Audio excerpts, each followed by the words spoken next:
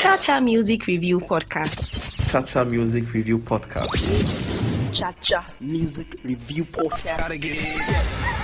This now Cha Music Review Podcast. Cha-Cha Music Review Podcast. Cha-Cha Music Review Podcast. Cha-Cha Music Review Podcast. Baby, let's go! Good day, ladies and gentlemen, boys and girls, and members of the Cha-Cha Nation. Welcome to another episode of the Cha-Cha Spotlight series on the Cha-Cha Music Review Podcast. My name is Artiste, aka your musical plug, creator of the Energy Force. And you know I get to do it on the Cha-Cha Spotlight series. I get to bring fast rising artists and we talk about their musical journey and everything in between. And without wasting much of your time, let me allow my artist for today to introduce herself. Hello everyone, my name is Comfort Arewa. I am an artist, musical artist. Been doing music for a little bit now. Was the fourth runner-up at Project Fame and also a semi-finalist at The Voice Nigeria Season 2. I'm also a songwriter. I'm also into advertising, the music part, movie scores, and my whole life is just full of musical, creative things. When you're introducing yourself, you said your name is Comfort Arewa, right? Yes. Okay, so let me ask you, is that like, your real name or your nickname, or is that your stage name? That's actually my real name. My full name is Comfort Arewa. And my stage name is Arewa. Arewa is actually my surname. And people are always like, that sounds like what? Yeah, I mean, in this part of the country, when you say Arewa, it sounds like, oh, she's from the north or something. Yeah, that's because you're pronouncing it as Arewa. It's actually Arewa. Okay, which means, beautiful or beauty, right? Yes. Okay. So a lot Okay. of people just pronounce it wrong sometimes, but it's a Yoruba name called Arewa. Okay. Now I get that. All right, so let's talk about your musical journey. When exactly would you say music started for you? Like, when was the first time you discovered music, and then when did you start doing music professionally? Okay, I think I discovered music as a child because I had a father that was so in love with music. So I grew up listening to a lot of oldies because my dad had a lot of these CDs in the house, these big ones. And he would play Kenny Rogers, Whitney Houston, all of them, Michael Jackson, just all of them. He was just a very big fan of music. And so basically my music journey started as a child. Then I joined the choir. And when I joined the choir, I didn't even know that I could sing. I would see my sister in the choir and people in the choir. I'm just like, okay, I like what they're doing. So let me just sing,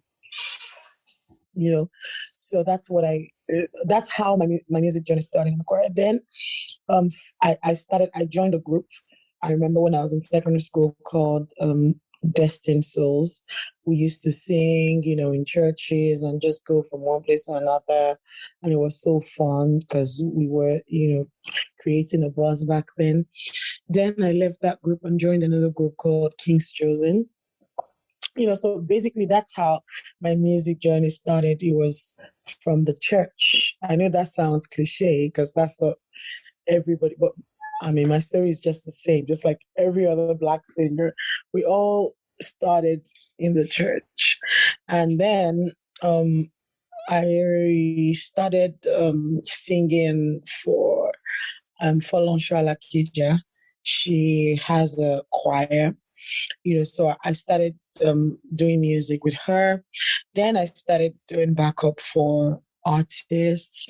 I used to do backup for Praise and the Pulse back then. There was just, I think, Rugged Man, a lot of artists back then, depending on whoever needed the service. So I was doing that. And then I started also working as a staff in another church, working for them as a paid singer. Then I went to Project Fame, and then Project Fame was where I would say that the real shift in between me just being a singer was just having a dream and doing things. That was the shift. That was the shift for me. At what point? Because I mean, by the time you went to Project Fame, you already know that okay, music is what I want to pursue. Or Project Fame something like, oh, let me just try and see how it goes. Like, at what point did you say music was what I wanted to do, as a career, and what, inspired or, led you to that decision?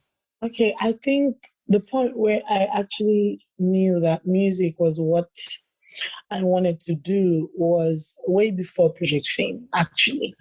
It was, when I was before I even joined that group, in school, in secondary school, I think I was in GS1 or thereabouts. I remember they used to do this, we used to have different activities, that we could do. Sometimes they do these talent things in school. And then I remember that we anytime they had that, I would always sing. And I remember one day I sang, and somehow we had a teacher that was from Cameroon then, and there was another lady. She was our French teacher, and I remember singing. I was just singing and enjoying myself. I remember I sang the song "I Know My Redeemer Lives." Back then, it was a really popular song, and then she was crying, and she couldn't stop crying. I'm singing. I just noticed when I was in secondary school that I would be singing, and it would be having an effect on people that I myself couldn't really explain, but it was helping some people like heal. It was helping some people like just bring out like maybe hurt or pain or something that you've been hiding away. So it might come out in the form of tears, make some people happy, So I just noticed that when I sang, it had a positive effect on people, and I loved the feeling of it. I love feeling like I was able to touch someone with something that's coming through my mouth, and it was such then I started to understand how powerful the tool was. And I remember we did go for a competition with other schools, and when I sang to the same thing, there was a really big competition, and we won that competition because there was just a lot of people who were so in love with the talent that I brought to the table, plus my talking, passionately talking about things in the poem and all of that. So at that point, I knew when I was in secondary school about GS class that this was what I wanted to do, because I loved how it made me feel. I loved how it made other people feel. It just was a means for me to express a lot of things that I couldn't really put into, like I couldn't say when I'm talking, but when I'm singing or I'm humming a melody, it just makes me feel like I'm just pouring out the things that I can't really talk about. So for me, it was therapy. It was also very beautiful to me to see that other people could get touched just by this one act that I was doing. I just knew at that point that I want to do this forever. Like, why wouldn't, like, this is so beautiful because it's a very powerful tool to have. You can literally change a lot of things. You can fix things. You can do anything can happen when you're singing. So that's the point. I knew that that was it. But you know how it is. Even though I knew that that was what I wanted to do, along the way, I was really young, so sometimes you could feel like, okay, maybe I'm not so right, or maybe there are other things too that I could love as much as that. So it's a journey, because when I went through life, at some point you feel like, okay, maybe that was just something that happened once, or okay, it's just a feeling that happens that time. Maybe something else made me feel this way. But going through life, I realized that nothing else made me feel that way. So I just stuck with it and I started chasing the dream in that direction. Okay. That's a very interesting story you just said right there. But then again, I mean, between when you now decided to, okay, you know what, nothing makes me feel alive, nothing makes me feel, unique aside from music, right? And you said, okay, now there's an opportunity for me to go and join Project Fame. Let me go there and try my luck and see what happens. Now, at what point did you inform your parents about, oh, okay, I want to do music? Was it before the Project Fame, or was it after Project Fame? What was it like with you and your parents when it comes to your music career at the early stage? I didn't ever have a conversation with them and tell them, oh, like, this is what I want to do fully. It was just always a part of my life, like through school, and they saw it. I was in a group, I was singing, I was just always singing, so they knew that, okay, this girl likes singing, but there was no way I couldn't stand up and tell them, oh, like, all I want to do is sing and I don't want to do anything else. I didn't even have the liver to say that. So even though I was doing singing, they really saw it as something that I was just passionate about, but they didn't really think of it as my career.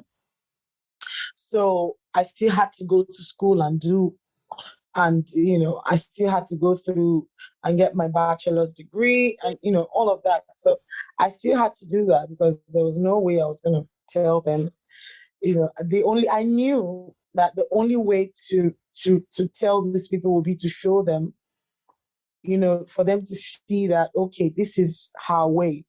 So she has to find this way. But I didn't really have that conversation. Okay, the only time maybe my parents they didn't even ask me if music, they just asked me which course I want to study in school, so there was not really an option for me. I didn't have an option to say, okay, maybe I'm going to go and study music in school. I couldn't say that. So there was no, I don't know how to say, there wasn't any option. So I just had to go to school to study industrial relations and personnel management.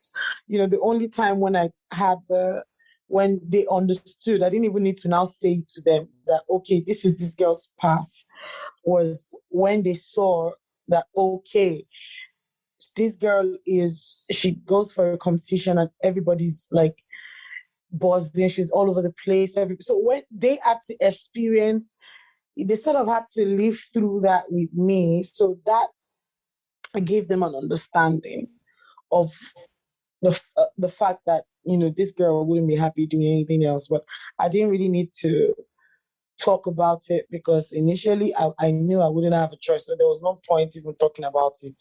And we did. That's just how we played out between myself and my parents. Okay, I mean that is a very, very interesting one. Like you said, they had to live through and witness the experience together with you, which was good, which is very, very good. Now, you were also mentioning, you having to go to school and, you having to get your degrees and all of that. Now, when you were in school, were you involved in music? Were you actively involved? What was it like for you in school? So when I was in school, music, I can say that is the only thing I never stopped doing. Even when I was in school, I was very busy with my music life because, after all the King's Chosen and all of that, I now became a part of a band that used to play at gigs. So I started doing gigs with bands. Weekends, I'm always busy. I have a wedding to go here. I have this company's event. So it's all through my school, it was packed with music. Like I said, I used to back up artists. All of that was happening when I was in school. I was backing up artists. In fact, I remember that I would have shows sometimes when I have exam the next day, and I'm coming from the show in the morning and I'm just going straight. My friend is getting my clothes for me, she's bringing my clothes very close to school because I can't even go home. So I'm wearing my clothes somewhere in the bathroom somewhere or something, or just trying to see if I can brush my teeth somewhere very close to the school. I just put on the clothes and then I'm off. So I have my jotter with my book. I'm reading before I get on stage with the artist. So that was my life. My life was always about music. So even though I was in school, I would say that like it was 50-50. I was 50% in school. I was 50% working. Like I was doing the two together. It was not easy at all, I have to tell you, but I was, because it was also my means of livelihood. Because at that time, that part was what was paying the bills also, and it was taking care of me. So I had to work. So music was something I used as a means to work. So I was doing the two when I never left music. So now let's get into, the project fame. How did you, or why did you decide to say, I want to go this route? I mean, like you said, you've been doing music in school. You could have said, okay, you know what, after school, let me chase my music career. Let me look for, maybe a record label to sign me. Let me do this, let me do that. But you decided to go for, more or less like a talent hunt per se. So why did you decide to go that route? And tell us the experience, of being somebody that went for project fame. What was it like?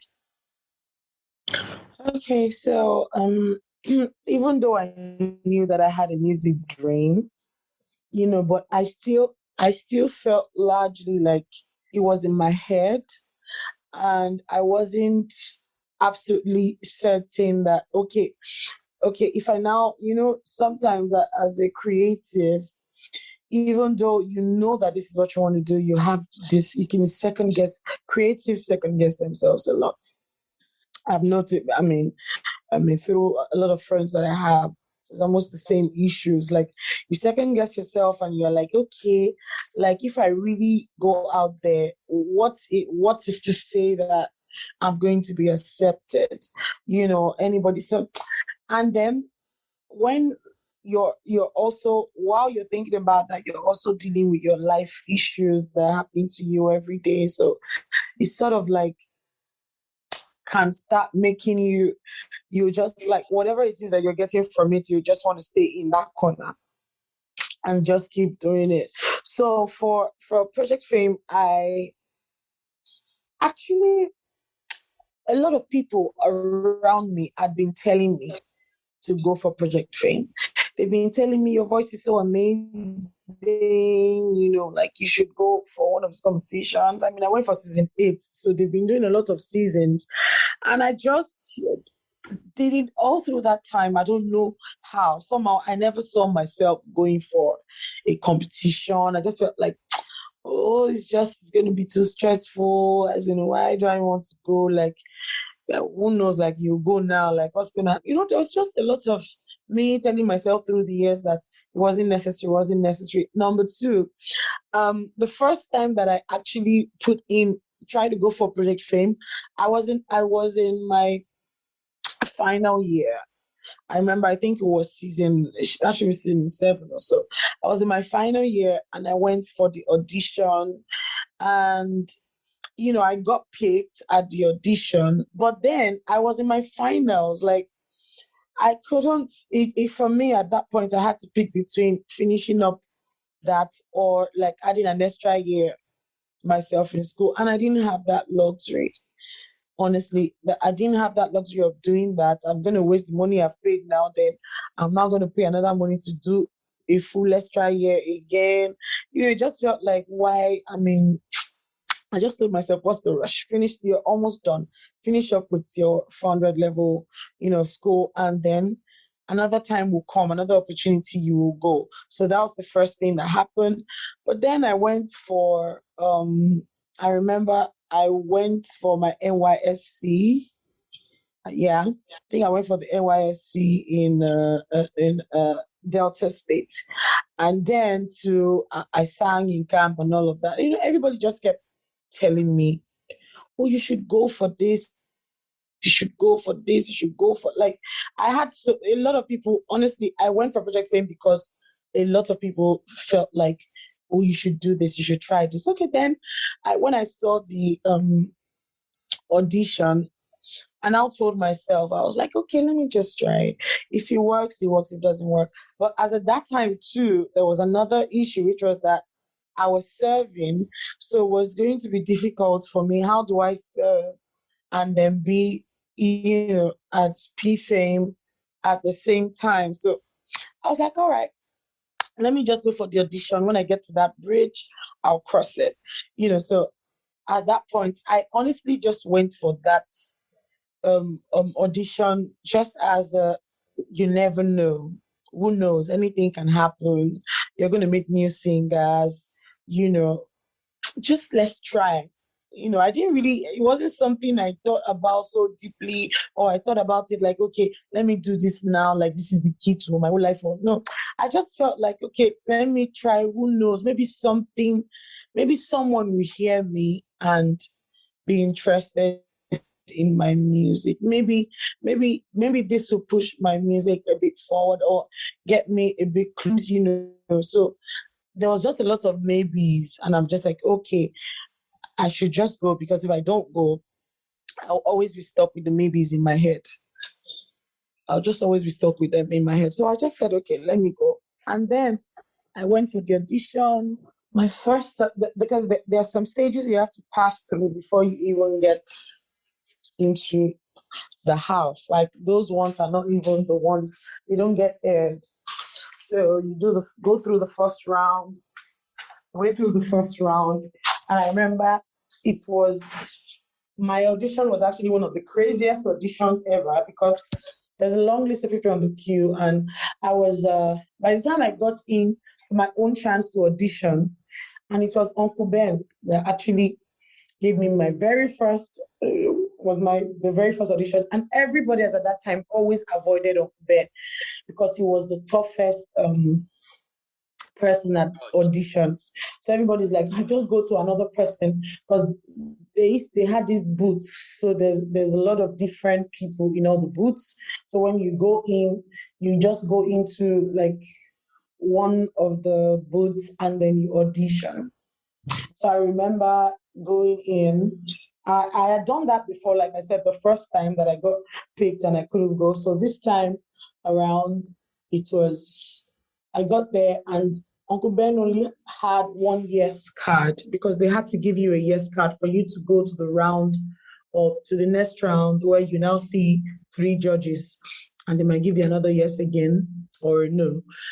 So Uncle Ben had just 1 yes left for that day of audition. And there was about 40 people on his queue. So one of the 40 people was just the only person that's going to get that yes. So it's crazy enough, normally, because you enter 1-1. So once you enter, normally how it's supposed to be is you enter 1 into the boat. If you get a yes, you go. Once, their yes is done, every other person, that's it. You try your luck again next time. But this time around, since we're already inside and we're about 40, and Uncle Ben was doing his own audition now he had only 1 card, so he now had to tweak it, like change it. He now said, okay, so what he's going to do is all of these 40 people, you all are going to be singing round, like one after the other. So when you guys sing round, the first time, some people will get cut out. You sing round again the second time. I didn't even plan for more than 1 song, So it was a very crazy audition, the one that I had. And I remember looking at all these amazing singers all around me, and we're at this audition, and people were kept cutting people off. Like, it would just be like, okay, you go, you go, you go. So it got to the point where every other judge had finished up what they were doing. So all the judges started looking, because it was like a dramatic, that wasn't the normal way they did that first one. So everybody started watching. And I remember I had to compete against 40 people. And I was the only person that got the yes at that stage, singing and singing and singing. And then they called me.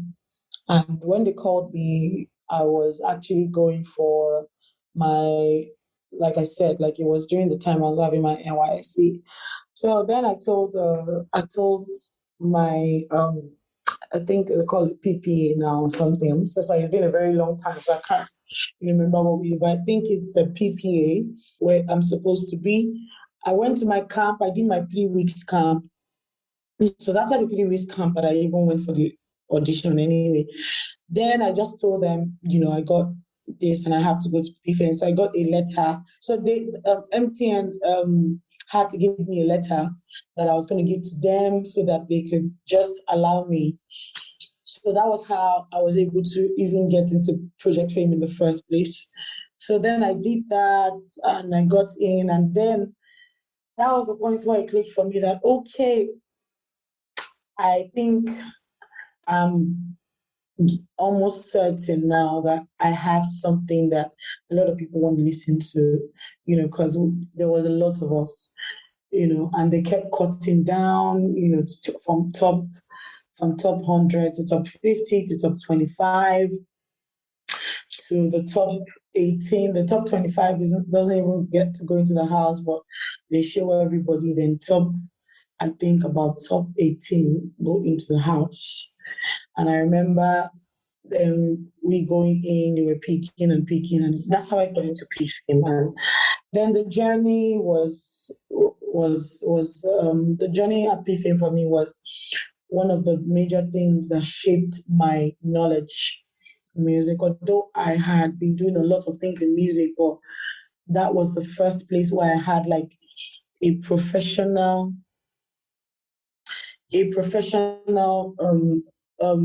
sort of influence into my music world.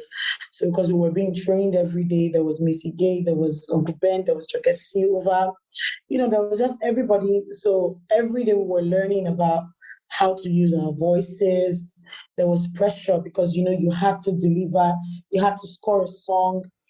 When you collected your song on Monday, you have to score it in like 2 days, because as at the fourth day, you're already rehearsing for what you're going to do it on stage, So it's like you stepped up the game and we all had to buckle up. I had to buckle up. It was a lot of pressure. It's a lot of pressure, especially because it's a competition. So you have to bring your A game every time. And it was amazing because, I never got on an eviction board. I happened to be, and then I became one of the favorite contestants. I feel like one of the most talked about, like everybody thought I was going to win, but then I came out feeling like I won because there was so much. I came up I was the fourth runner-up. So it was such a life-changing journey for me because I learned so much about performance. I learned so much about this, music, the emoting, there's so much that I learned. It's so packed. I learned and I got to learn about myself because in that competition, you get broken. There are times when you're down, you're crying, you don't even know. It's like the world is ending for you because things is not going right. Maybe your performance, your rehearsal is just not going well. I remember having a lot of rehearsals where there was just a lot of mistakes, and I was just thinking that, oh my God, like it's just frustrating, really. People won't understand until you're in that position, really. But every time I would get on the stage, I realized that that's when I understood that you can actually turn your nerves, turn all of your fears, the nerves you have before going on stage, you turn it into like an adrenaline for you on stage and you perform. That's when I learned how to creatively to recreate your mistakes on stage. So if you lose your words, if you don't remember something, just create something. Nobody needs to know that something happened because that's what a performer is. So I learned so much. My journey in Project Fame was absolutely amazing. I met amazing friends, amazing singers. It pretty much shaped it pretty much was, I would say that a pivotal point, a core to the beginning of everything that I'm doing now, because that was a very life-changing experience for me. So So that's my film journey was just, it was one word, it was really, really life changing. I learned so much. After Project Fame, because I mean, and this is, we right now, we are one of the viewers, we see people that go for Project Fame and be like, oh, so once they come out, they pursue their music. I mean, at least for someone that gets into the top 5, a lot of us viewers, when we watch this Project Fame, we have this mentality of, okay, the winner, the second runner up, the third, the fourth, and the fifth, they go out there and they pursue their music career, and we are giving them nothing less than 1 year or 2 years or 3 years, give or take, they should blow up and, the song should be. Yeah. So what happened between when you finish, Project Fame and now? Take us through that journey. Project Fame, after Project Fame, yes, of course, like I won money. I was, there was a fame. And I mean, it was serious fame. Like I was everywhere. There was so many things. In fact, and then they did this thing where we had collaborations with actual big artists that was out there at that time. So that's when I did my first song called Anything For You. I did Anything For You with praise, and when the song came out, it was loved and accepted by everyone, but already I feel like what people think happens after a competition is not the same as what actually really happens. It's two different things entirely. People feel like when you come out from a competition, you're gonna blow, like immediately things are gonna happen, but that's not how it is. There's a business part of music. There's a way that these things go, so sometimes you might come out of, like, let me speak from myself. Like I came out of Project Fame and I had so many offers. I had so many, these sponsors. The thing is, I have so many people telling me about all the plans they wanted to do for me, join my label, join this, but the truth is, as at that time, because you're new to the professional side of music, so you're going to make a lot of mistakes like I did. I made a lot of mistakes coming out because obviously, like, I was just a newbie in this artist thing, like me being my own artist and all. So people who were supposed to invest in music and say, okay, we're pushing you and this. And then they say all of that, you create contracts, all of that, then you realize that they don't keep up to be a part of the contract. You begin to really understand the politics that is in music. That's why if you look through a lot of competitions, like the amount of people that have gone to competitions and the amount of people that have blown from competition the numbers are very small. You'll probably not be able to count up to maybe like 5 people that are really big from a competition, because when you actually come out, it's a whole different ball game. Like, number one, the world, because everything the world sees is glitz and glamour when you're on stage. You're dressed up, everybody sees this famous girl, like you're a popular super celebrity star. But the truth is, the real life you're not. I don't know, somehow going to competitions, people just feel like you must be a billionaire once you come out. So everybody is asking you for money. Everybody's expecting something from you. Everybody's expecting you to wear expensive clothes. Everybody's expecting you to drive expensive cars. Like, it's like the expectation is out of this world. You can't even walk on your street in peace anymore. People are chasing you, calling your name it's competitions are great, but I feel like they don't mentally prepare the contestants for the life after competition. How to handle it, how to still be yourself and remain sane, so you don't let all the fame and everything get into your head, and then you start to try to live higher than the life you really have, because you are trying to be seen a certain way. You don't want people to see you lesser than how they've seen you on stage. So you start to live a fake life and all of that. That's really what happens in that world.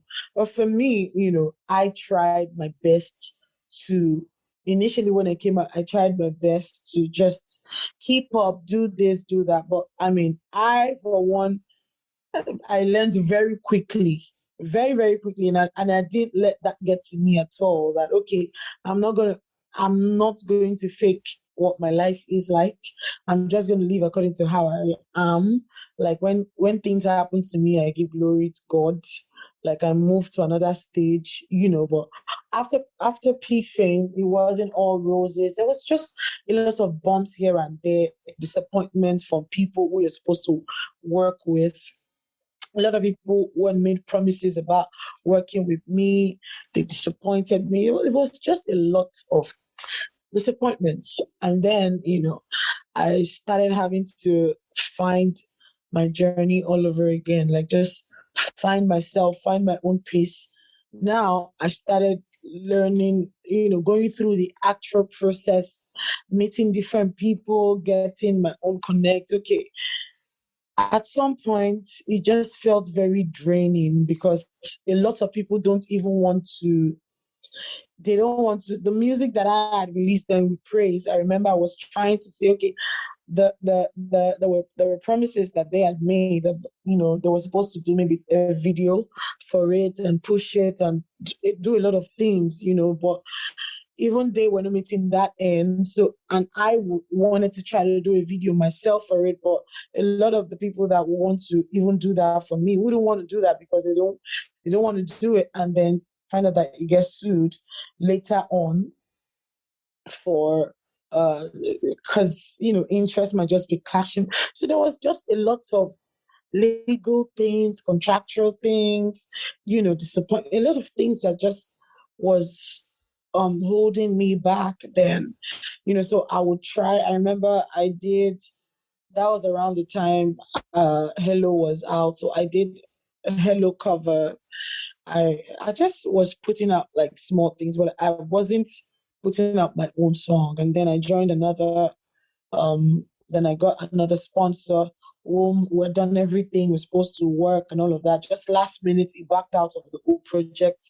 Then I had to start all over again and I go for meetings every time from one place to another, went to see another person after a while.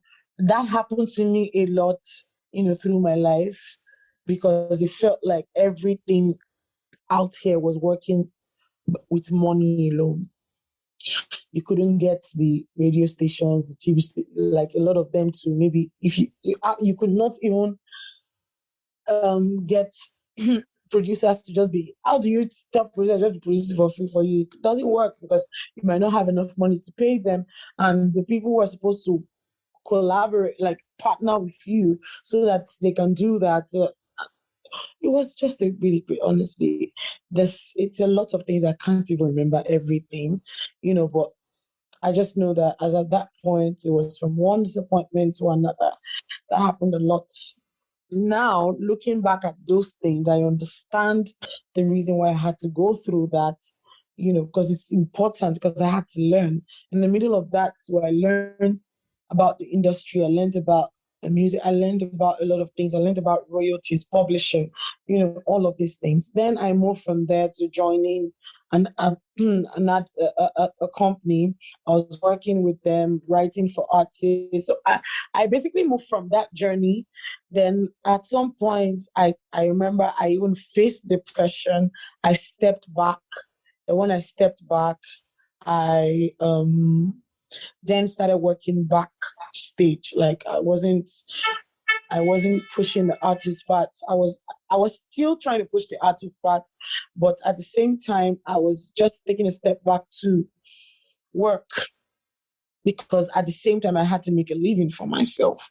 So I started working, for people, write for companies, for adverts, doing a lot of that. I started writing and doing adverts, a lot of that. So I just entered into the business part of music and started doing that for a while, so that's basically how, the journey has been. And that's where I started from. Also, even with that, I still faced my disappointments because I joined another Then I got signed into another management. There's a lot of issues with that management too. I ended up leaving. Then at that point I knew that okay, I wanted to do it by myself. Now, my next question to you is going to be this. At what point now did you now decide to say, okay, you know what? I think I'm mentally, because like you rightly said, you mentioned at some point you were depressed and you had to step back. At what point did you now say, okay, you know what?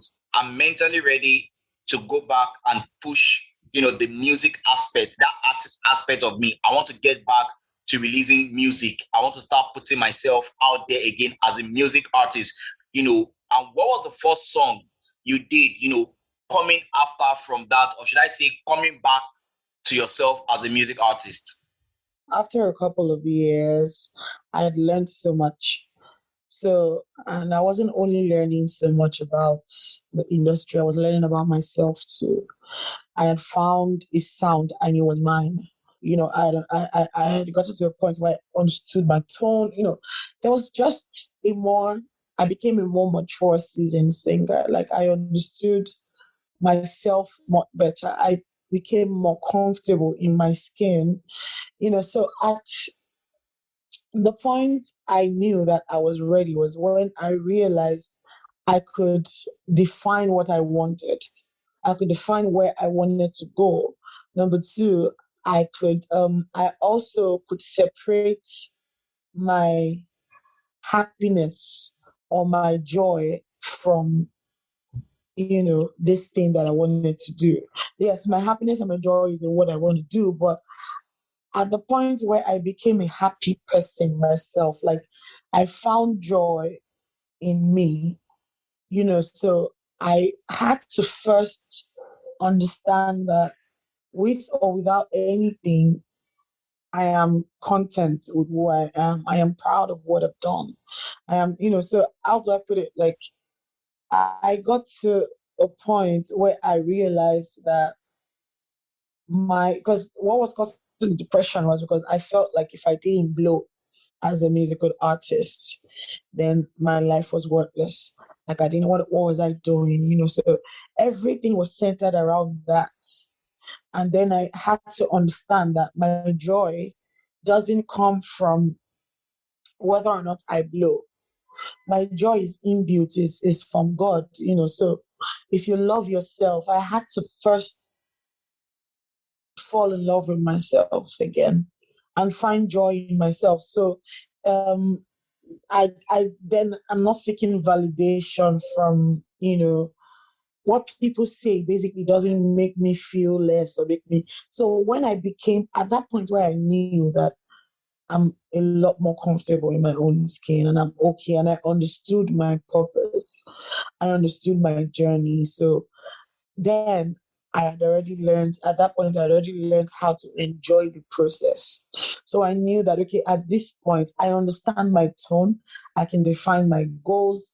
I know what I want. What exactly do I want out of this music? Why do I want to do it? Like, there were hard questions I asked myself that I could now answer,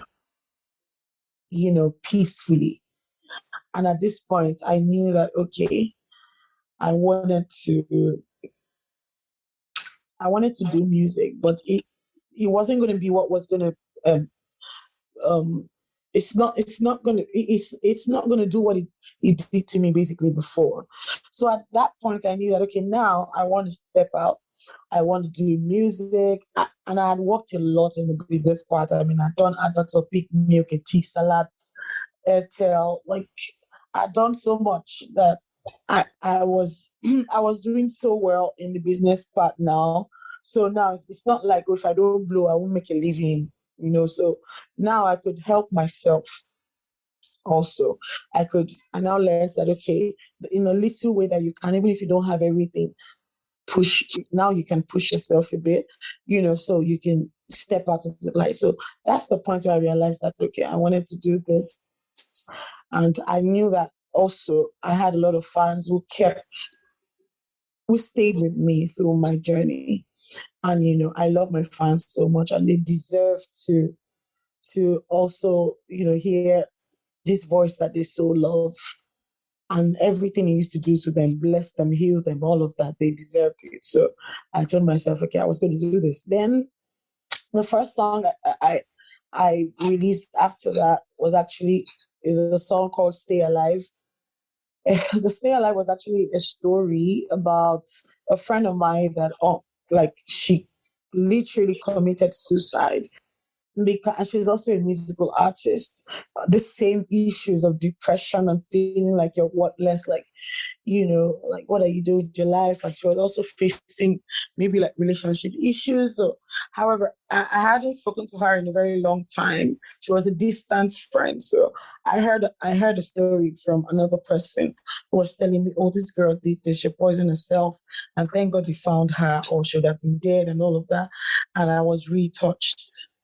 And that story touched me so much. I started writing again. I mean, I've recorded a lot of songs in my life even before that. That's not my first recording. I have a lot of songs recorded already, but that one was really special to me because it talked about depression and it talked about staying alive and fighting, So, and I could relate to the story. I could understand her journey. So I did that song.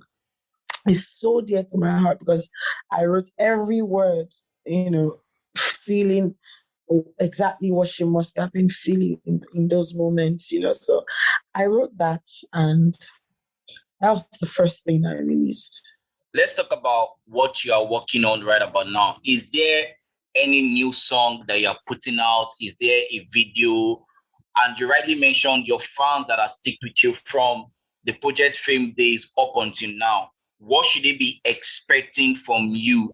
Now I am fully ready. I'm mentally and emotionally ready, to start this journey all over again. So like I said, I put out Stay Alive. After Stay Alive, I did a series called Tales by Moonlight. There were original series that had 3 original songs that I did. They were short pieces. So I also put that out. It's also on my YouTube. I did after that, so I'd done Tales by Moonlight series. And then I recently released a song called Breathe. So it's buzzing right now. It's on radio stations. It's getting like really amazing streams right now. So Breathe is out already. So my fans, they're in for so many. In fact, they're in for an amazing journey because I'm going to let them into every emotion that I feel, because now I can put everything into my music and just sing it to them.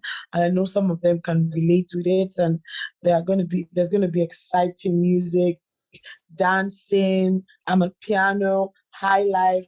We're just going to go on a trip to enjoying ourselves, basically. So like I said, Breathe is out already on all platforms. And then my EP basically has about 6 songs. Yeah, I think 6 songs. So that EP is called Dawn because it tells you my story. Like, when you say dawn, DAWN or DON? Yes, DAWN, dawn, like in the morning. Okay. It's morning, the sunset.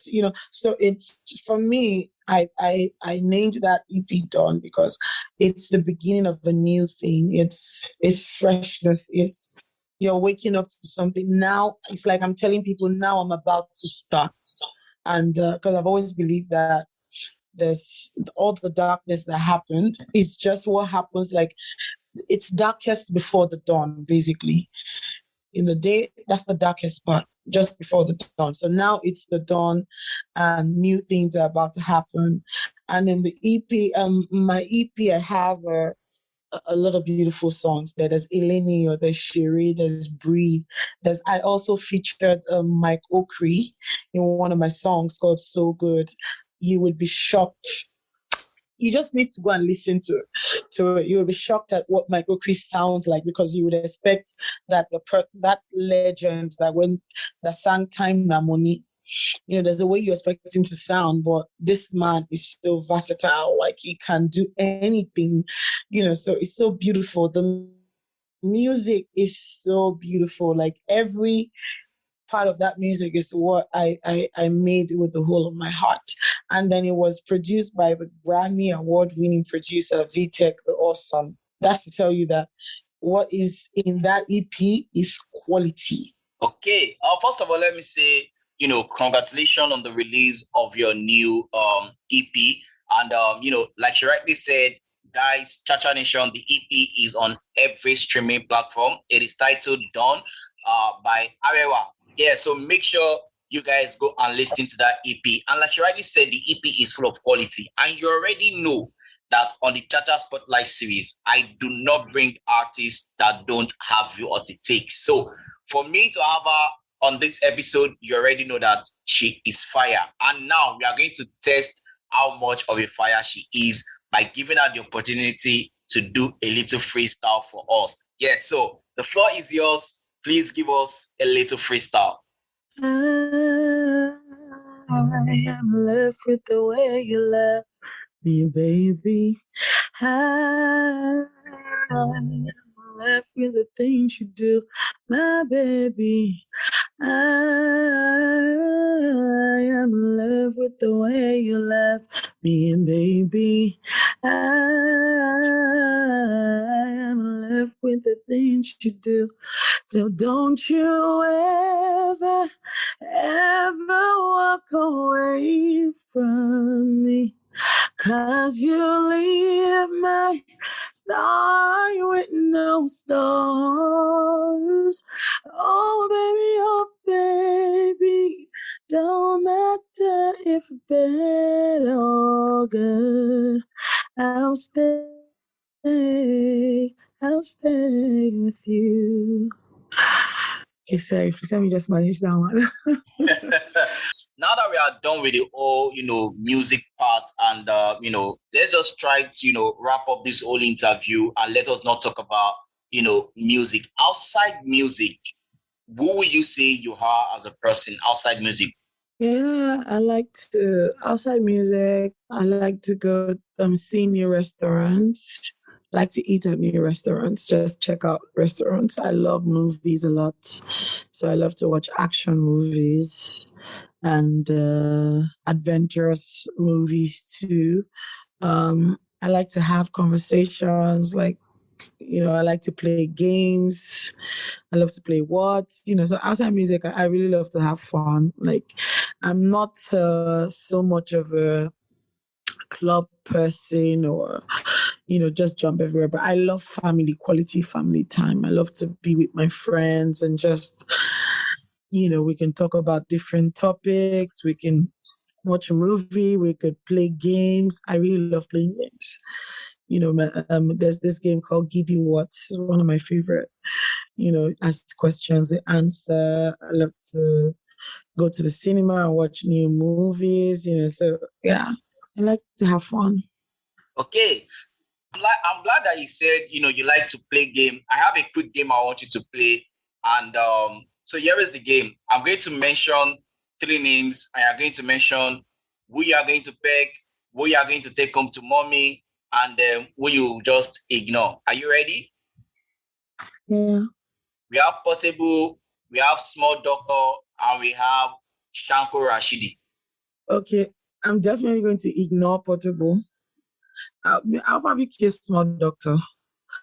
And then, oh, no. I don't even honestly speaking, none of these people are in my category. But if I had to, who is Shanko Rashidi? I can't even remember who he is. So I don't even remember what he even looks like. So, but I mean, out of it, I think I would probably just take Small Doctor to my mom and then kiss Shanko Rashidi because I can't even kiss Portable. So I'll ignore Portable. So I think that would be my pick. Okay. Once again, thank you very much for being on the podcast. It's been a very interesting conversation. Thank you for having me. Again, congratulations on the release of your new EP. Is there going to be any plan of dropping 1 or 2 videos from the EP? Oh, yes. If yes, when should we be expecting the video? Yes, you should expect the video very soon, a week after now. Should expect the video to drop. Okay, so any final word for your day one fans, for the new fans you'll be getting after, this episode drops? Because trust me, I know my Chacha gang, they will definitely go out and stream the EP. I just want to say thank you very much to my amazing fans that have stuck with me. They've been with me through thick and thin. Even when I wasn't, giving them everything they wanted, they were still with me. I am so appreciative. I do not take that for granted. And I want you all to know that I heard everything that you guys said, and now I'm listening to you. And from now on, you're not going to have to look for me anymore, because I'm going to be bringing amazing music to your doorstep every time. So we're going to have some fun. We're going to have concerts. We're going to have live performances. I have so much in store for all of my fans to come, and I am so thankful for everything that you guys. I mean, literally, I'm here right now because you guys are streaming. You're listening to my music. You still believe. So I'm just very grateful. Thank you so much to all my fans. All right. And please, everybody, go and stream. My fans, go and stream my song. Oh, please help your girl. I'm just coming on ahead. Don't send me back. Go and stream my songs. Yes, thank you. And I trust you guys will do that. I love you all.